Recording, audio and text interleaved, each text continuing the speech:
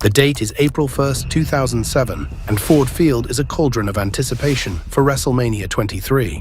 Over 70,000 fans hold their collective breath as the arena plunges into darkness. The haunting toll of a funeral bell pierces the air, sending shivers down the spines of those in attendance.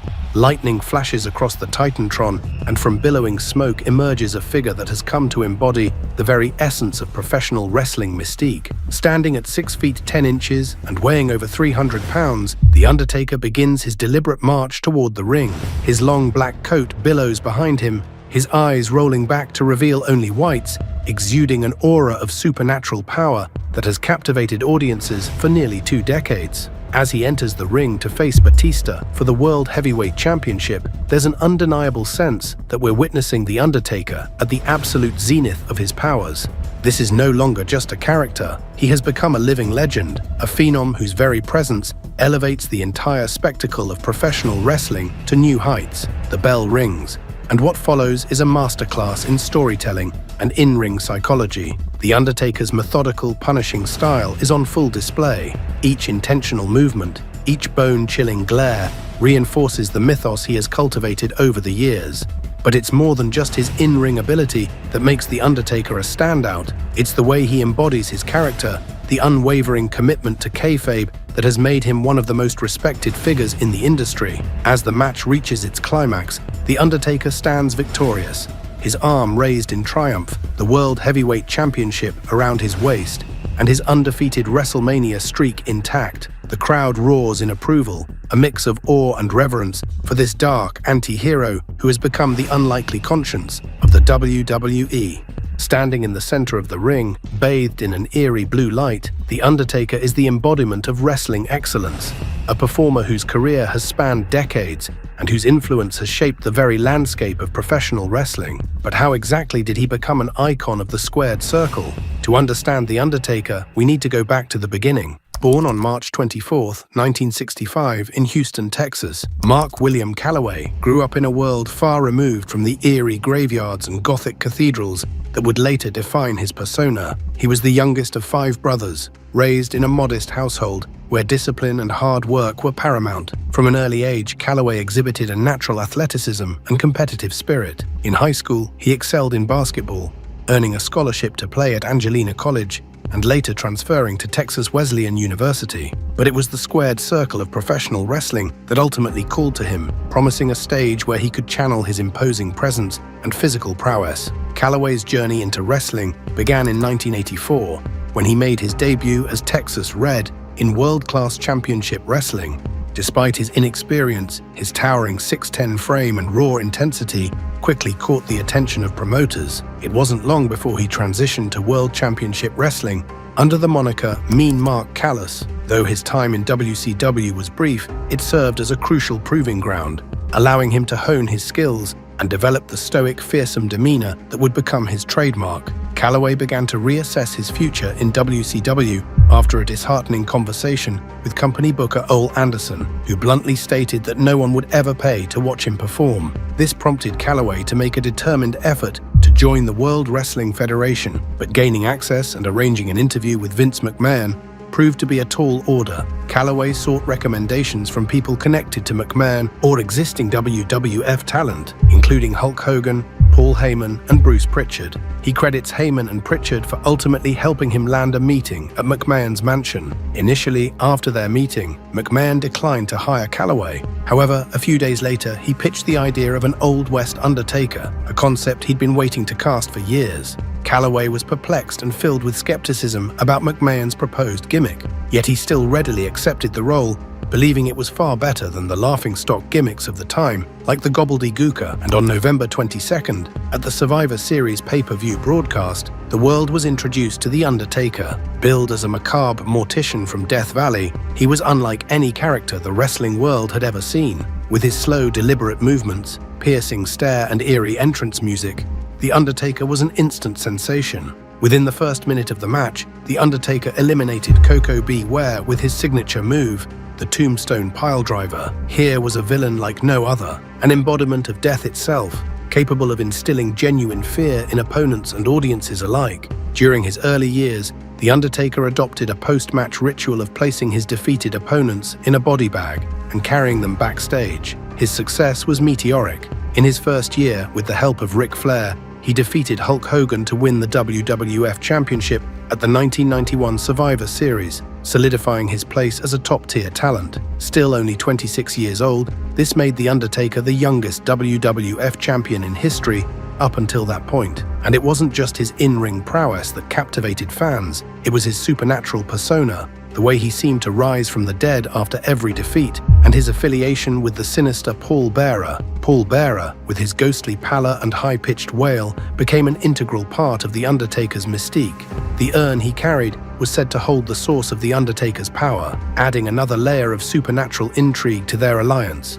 Together, they were unstoppable, a dark, unholy force that took command of the WWF landscape. As The Undertaker's legend grew, so did his legacy at WrestleMania. The event became synonymous with his dominance, as he racked up an unparalleled winning streak. From his victory over Superfly Jimmy Snuka at WrestleMania 7 to his decimation of King Kong Bundy at WrestleMania 11, each match was a testament to his enduring power and resilience. In February 1992, The Undertaker turned face for the first time by stopping his ally Jake the Snake Roberts from attacking Miss Elizabeth with a steel chair. This turn was cemented on the February 29th episode of Superstars, when Roberts confronted The Undertaker on the funeral parlor set. After The Undertaker declared he wasn't on Roberts' side, Roberts attacked him, but The Undertaker stood his ground and ran him off. The Undertaker then defeated Roberts at WrestleMania 8. The Undertaker's next major rivalry began at Survivor Series with Yokozuna, when their clash led to a double countout in an elimination tag match.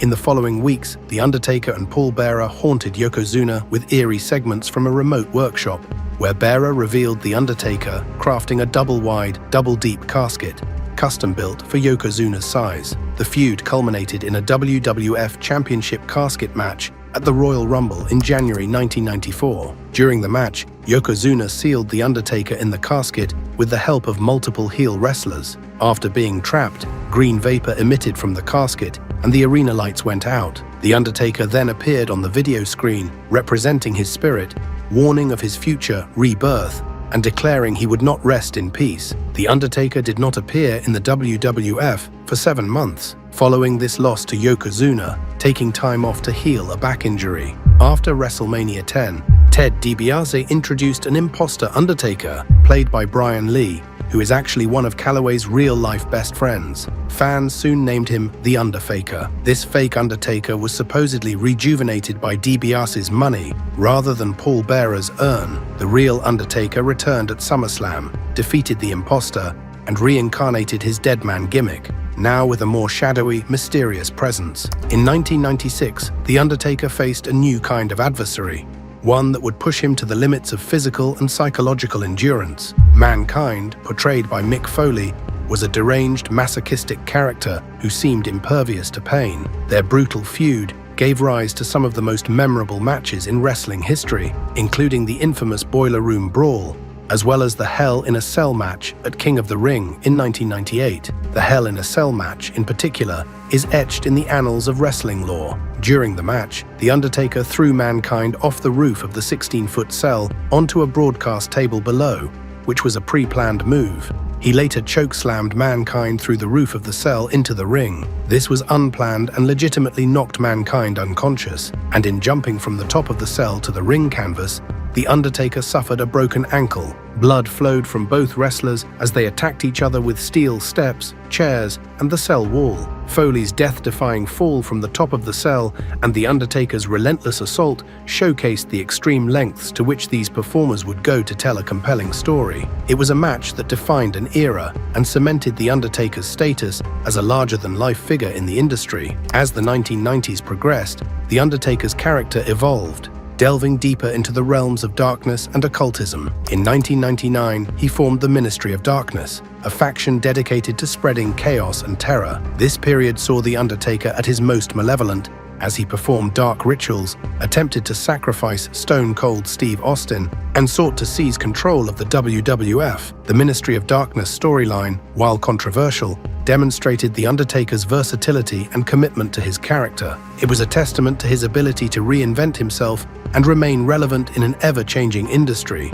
In the early 2000s, The Undertaker underwent another dramatic transformation. Shedding his supernatural persona, he re-emerged as the American Badass, a no-nonsense biker with a penchant for destruction. This new incarnation allowed fans to see a different side of The Undertaker, still formidable, but more grounded and relatable. This era showcased The Undertaker's adaptability and willingness to evolve with the times. Transitioning his American Badass biker persona into a heel, The Undertaker eventually cut his long hair short and adopted the nickname Big Evil. He continued to dominate in the ring and engage in high-profile feuds with the likes of Triple H, Kurt Angle, and Brock Lesnar. But in 2004, the Dead Man returned. At WrestleMania 20, The Undertaker resurrected his original persona, much to the delight of fans. His dramatic entrance, complete with druids and flaming torches, was a nostalgic reminder of the character that had captivated audiences for over a decade. The return of the Dead Man marked a new chapter in The Undertaker's career, one that would see him achieve even greater heights. He continued to add to his WrestleMania streak,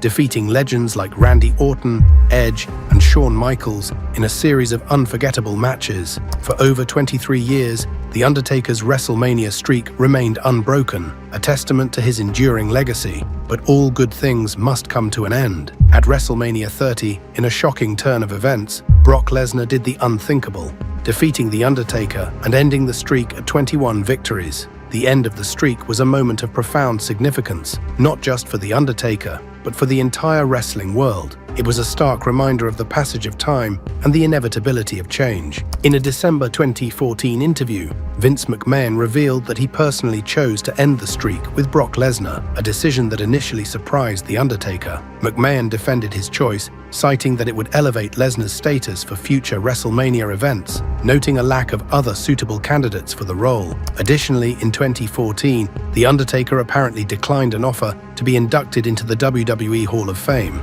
feeling it was premature. In the years that followed, The Undertaker continued to compete sporadically, each appearance a special event in its own right. His final match, a cinematic boneyard match against AJ Styles at WrestleMania 36, was a fitting end to a storied career. In November 2020, at Survivor Series, The Undertaker officially retired, bringing to a close an era that spanned 3 decades. 2 years later, in 2022, he was inducted into the WWE Hall of Fame. The Undertaker's legacy is unparalleled. He was much more than just a wrestler. He was a storyteller, an icon, and a symbol of resilience and longevity. His ability to captivate audiences, adapt to changing times, and consistently deliver unforgettable performances made him one of the greatest stars in the history of professional wrestling. He leaves behind a trail of broken opponents, legendary matches, and memories that will forever be etched in the hearts of wrestling fans. Never say never.